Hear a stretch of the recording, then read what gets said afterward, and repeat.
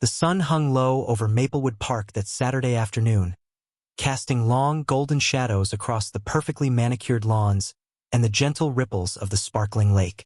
A light breeze carried the scent of fresh-cut grass and blooming flowers, creating an atmosphere of perfect suburban tranquility.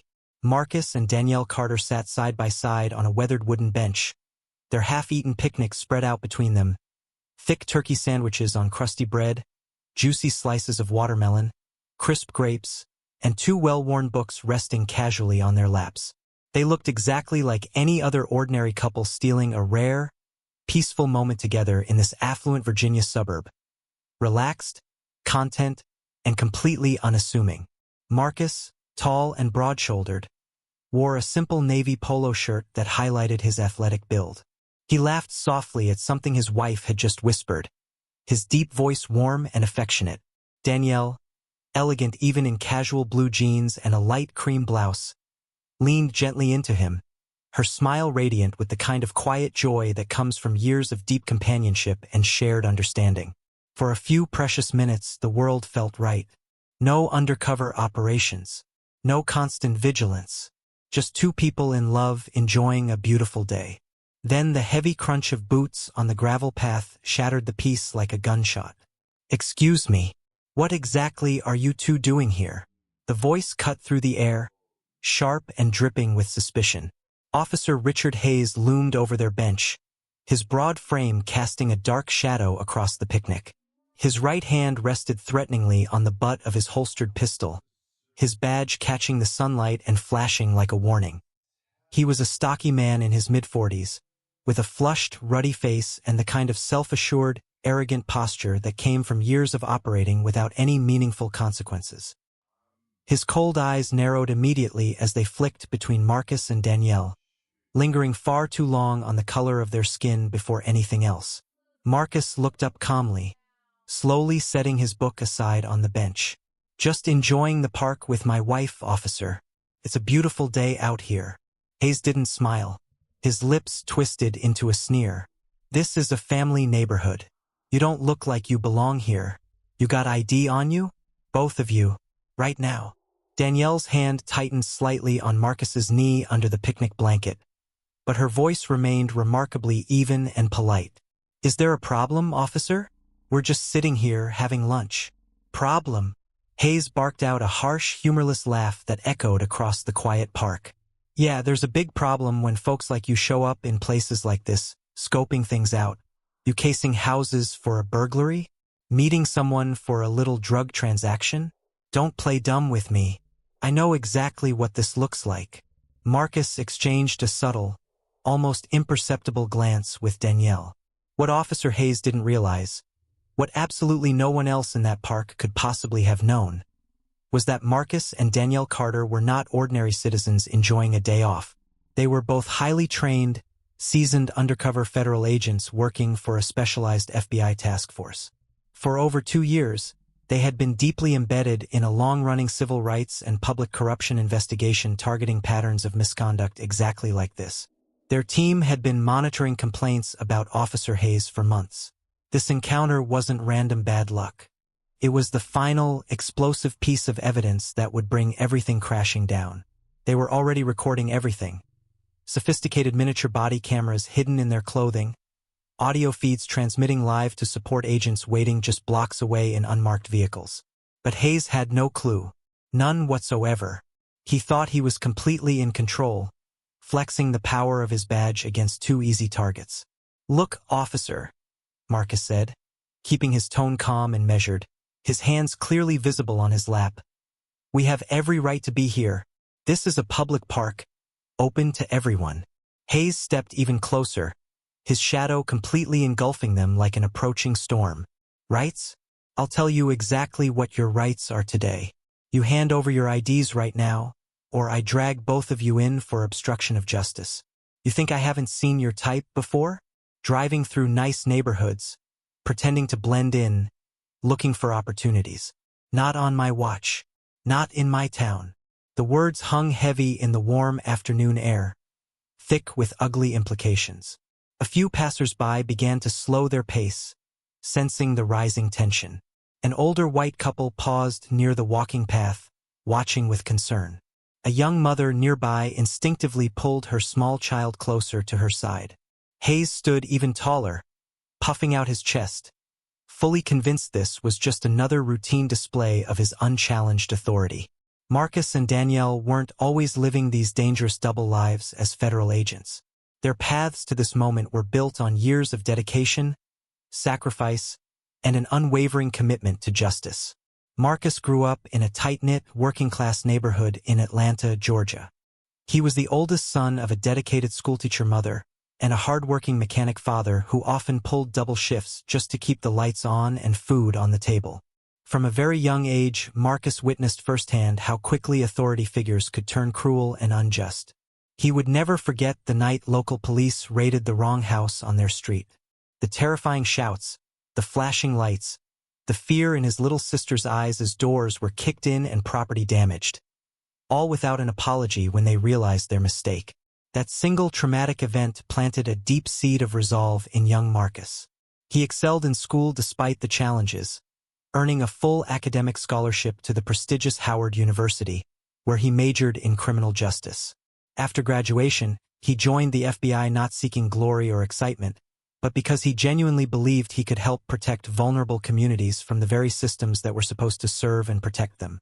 Over the years, Marcus had built a reputation within the Bureau as a thoughtful, empathetic leader who mentored younger agents and always emphasized the human impact of every decision. Danielle's journey was equally inspiring, forged through quiet strength and determination. Raised in Chicago by a single mother who worked long hours as a nurse, she saw discrimination woven into the fabric of daily life, in healthcare disparities, underfunded schools, and biased everyday interactions. As a young girl, she fearlessly stood up to bullies on the playground. As a teenager, she organized community cleanup drives when her neighborhood was ignored by city services. After earning her degree, she pursued a career in law enforcement with a laser focus on civil rights protection. Her sharp intellect and remarkable ability to stay calm under extreme pressure made her an ideal candidate for high-stakes undercover operations. When Marcus and Danielle first met during intense joint training exercises, the connection was immediate and profound. They spent countless late nights talking about justice, the fragile balance between power and abuse, and their shared vision for a fairer system. They married 5 years ago in an intimate ceremony surrounded by close family and trusted colleagues who fully understood the immense sacrifices their chosen careers demanded. Missed birthdays, canceled vacations, and the ever-present danger that came with their work. Together, they had risen through the ranks of an elite federal task force dedicated to investigating racial profiling and police misconduct across the Mid-Atlantic region. Their operations were never flashy or headline-grabbing in the moment. They involved painstaking months of surveillance, detailed evidence collection, and the patient building of airtight cases. The couple had already played key roles in exposing corrupt officials in 3 previous major investigations, each resulting in convictions, departmental reforms, and renewed trust within affected communities. Marcus was widely respected for his empathy and moral compass. Danielle was admired as the brilliant strategist who could read a situation and anticipate danger before it fully materialized. They had sacrificed so much for this calling: normal family life, the possibility of starting a family of their own, and any sense of true relaxation. Yet on that park bench, even as Officer Hayes loomed threateningly above them, they carried their deep belief in justice like invisible armor. Now, let's turn to the man who chose to target them with such venom that afternoon. Officer Richard Hayes had spent nearly 18 years with the Maplewood Police Department. He had climbed the ranks not through outstanding police work or community service, but through political connections and an uncanny talent for dodging real accountability. Early in his career, complaints began to surface, relatively minor at first. Minority drivers reported being detained far longer than necessary during routine traffic stops, subjected to invasive searches without clear probable cause. In 2012, a Hispanic man formally alleged that Hayes had used racial slurs during an encounter.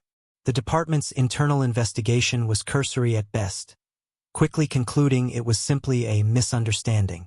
Hayes quickly learned a dangerous lesson. The system was designed to protect officers like him. As the years passed, the pattern became undeniable and deeply disturbing. Black residents in Maplewood and nearby areas began quietly warning each other about haze stops. Encounters where simply driving while black, walking while black, or existing in the wrong neighborhood could trigger aggressive, intimidating behavior. A young Asian couple filed a formal complaint after haze pulled them over near the park, baselessly accusing them of looking suspicious despite their spotless records. An elderly black grandmother tearfully described how haze had handcuffed her teenage grandson for loitering, while the boy waited for a city bus, only releasing him after she pleaded desperately on his behalf. Internal affairs files, hidden from public view, continued to pile up with nearly identical stories. Witnesses consistently described Haze's signature tactics: an overbearing physical presence, inflammatory and discriminatory language, and immediate threats of arrest for disorderly conduct the moment anyone dared to assert their constitutional rights. Despite the growing mountain of evidence, real accountability never materialized. The powerful police union consistently backed him. Department leadership repeatedly cited insufficient evidence or vague officer safety concerns to close cases. Emboldened, Haze grew increasingly arrogant and entitled. In private squad room conversations, he openly bragged about keeping those people in check. He maintained a wife and 2 young children in a comfortable suburban home, projecting an image of perfect stability to the outside world. But behind closed doors, whispers circulated about his volatile temper, heavy drinking, and angry rants about reverse racism and how the country was changing too quickly for his liking. Haze had come to genuinely believe that the rules simply did not apply to him. In his mind, public spaces like Maplewood Park were his personal domain. People who looked like Marcus and Danielle were automatic intruders who needed to be dealt with harshly and immediately. Back in the park, the first major escalation hit like a sudden, violent storm cloud rolling across a clear sky. Haze planted his feet wider apart in an aggressive stance, his hand never leaving his weapon. "I'm not asking again. IDs out. Wallets on the bench." Slowly, "You two match the descriptions of suspects involved in recent burglaries around here." Funny how that happens whenever certain people start hanging around nice areas like this. Marcus kept his hands clearly visible, his voice remaining steady and respectful. "Officer, there are no valid descriptions because there are no actual suspects. We're simply exercising our rights as citizens. This feels like harassment." "Harassment?" Haze sneered loudly, making sure the growing crowd of onlookers could hear every word. "You hear this, folks? This guy thinks he knows the law better than a decorated police officer. Typical. Probably has some activist lawyer on speed dial ready to cry foul. Let me educate both of you. In my town, we don't tolerate this kind of suspicious behavior." Without waiting for full compliance, he reached for his radio and called for backup. Unit 47 requesting immediate assist at the lake bench. 2 subjects refusing lawful commands, possible 10 to 15. Danielle spoke softly but with quiet firmness. "We're happy to show you our identification, but this doesn't feel justified. Could you please explain the exact reason for this stop?" Haze leaned in aggressively, his face now only inches from Marcus's. "The reason is I don't like your attitude, and I really don't like your faces. People like you always bring trouble wherever you go. Now shut your mouth before I add resisting arrest to the growing list of charges." The discriminatory words landed like physical blows, echoing with generations of painful history. Onlookers began murmuring among themselves. One middle-aged man pulled out his phone to start recording the encounter, but Haze immediately spotted him. "You there. Mind your own business or you'll be joining them." Marcus and Danielle remained remarkably calm and composed, true to their extensive training. They slowly handed over their wallets, but carefully kept their real federal credentials concealed. Every single slur, every threat, and every baseless assumption was being captured in high quality. The tension in the air thickened dramatically as 2 additional patrol cars arrived with lights flashing unnecessarily. Backup officers jumped out, hands hovering near their holsters, feeding off Haze's aggressive energy. "You see what I mean?" Haze said triumphantly to his arriving colleagues.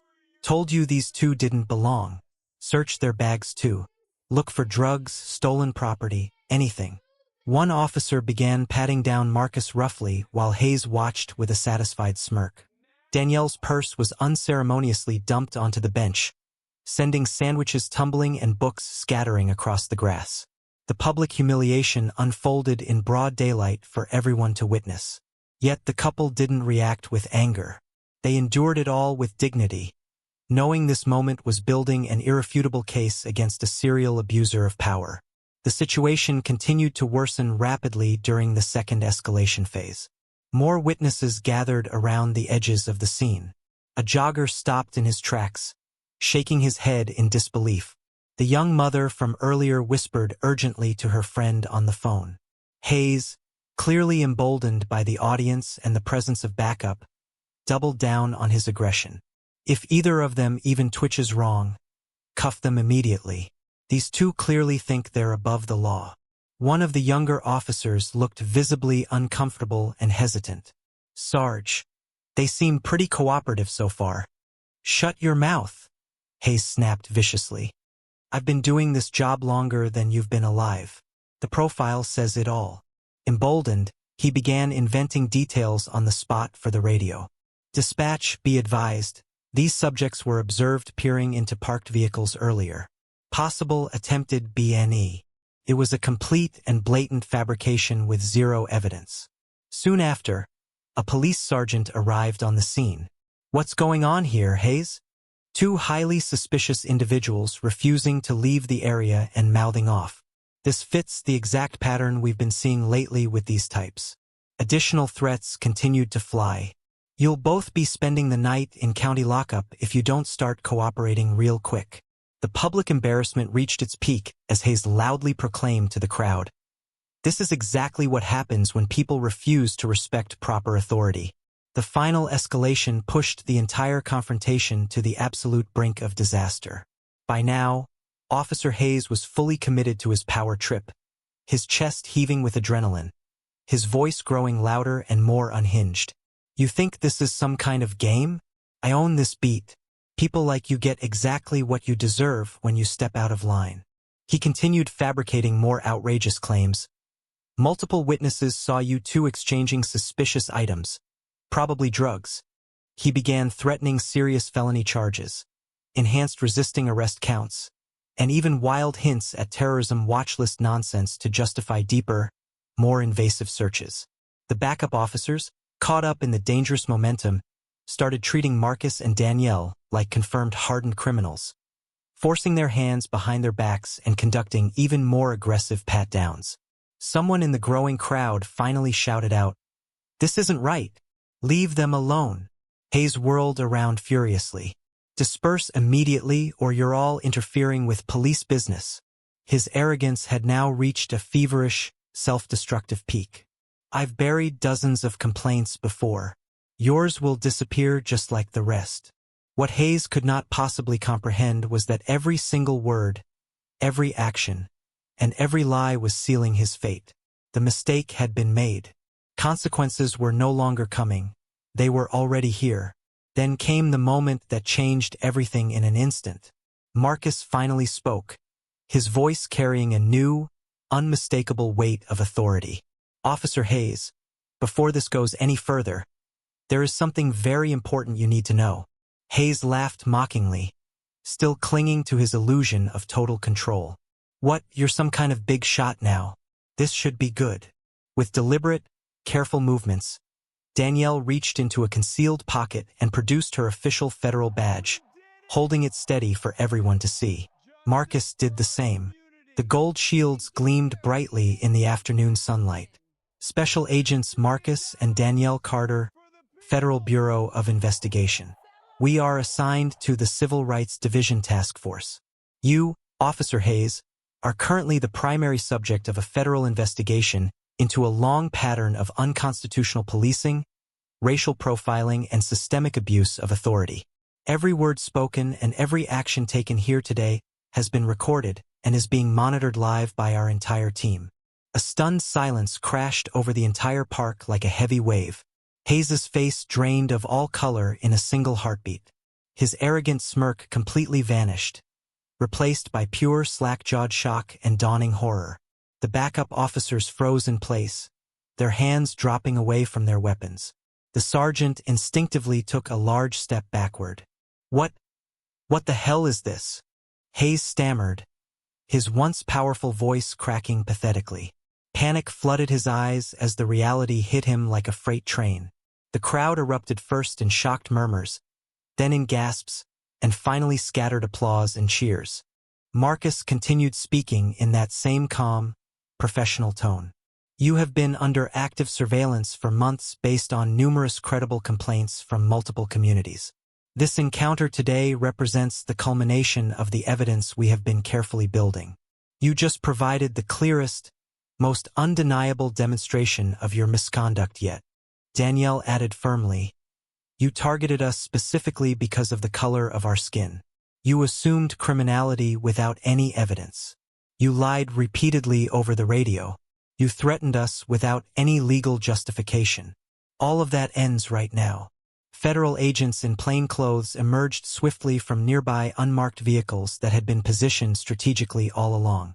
The power dynamic flipped completely and irreversibly. The man who had commanded the scene with such brutality just moments earlier now looked small, utterly exposed, and deeply humiliated. His fellow officers physically distanced themselves, their expressions a mixture of shock and self-preservation. Phones across the crowd captured every second of the dramatic collapse. In the days and weeks that followed, the full weight of long-overdue consequences descended like an unstoppable avalanche. Federal agents immediately took control of the scene. Hayes was disarmed on the spot, his badge and service weapon confiscated pending the full investigation. He was escorted away in handcuffs, not for the fake charges he had invented, but for his own extensive record of misconduct now under intense federal scrutiny. The Maplewood Police Department's Internal Affairs Division, now compelled by court order to cooperate fully, opened the floodgates to years of suppressed complaints. Old dashcam and bodycam footage was meticulously re-examined, revealing disturbing patterns of deleted files and altered reports. Within days, the story exploded across local and national news outlets with headlines like, "Racist cop baits undercover federal agents in public park." The Maplewood police chief was forced to hold an emergency press conference, announcing Hayes' immediate suspension without pay, which was quickly followed by his official termination. Civil rights lawsuits from past victims, previously stalled, gained powerful new momentum. Hayes himself faced multiple serious federal charges, including civil rights violations. His once promising career was completely destroyed. No law enforcement agency in the country would consider hiring him again. His personal life crumbled as his wife filed for separation amid the intense public scandal. The former officer spent months entangled in expensive legal battles before his lawyers eventually advised accepting a plea deal. Marcus and Danielle, true to their professional nature, largely avoided the spotlight, choosing instead to focus on the continued important work of their task force. Their operation ultimately led to indictments against 2 additional officers and sweeping policy reforms, including better training, stricter body camera protocols, and improved community oversight that would protect countless innocent people in the future. The park incident became a landmark case study in accountability and the power of patience in the pursuit of justice. Past victims of Hayes finally received meaningful settlements, formal apologies, and the validation they had long been denied. This story stands as a powerful reminder that no badge, no uniform, and no position of authority can permanently shield someone from the consequences of their repeated choices. Marcus and Danielle's remarkable calm and strength in the face of Hayes' furious aggression perfectly illustrate what true character looks like. Not loud dominance or abuse of power, but quiet integrity, dignity, and courage when confronting injustice. Thank you so much for watching this entire story. If it moved you, made you angry, or gave you a sense of hope for real accountability, please share it with someone who needs to see it.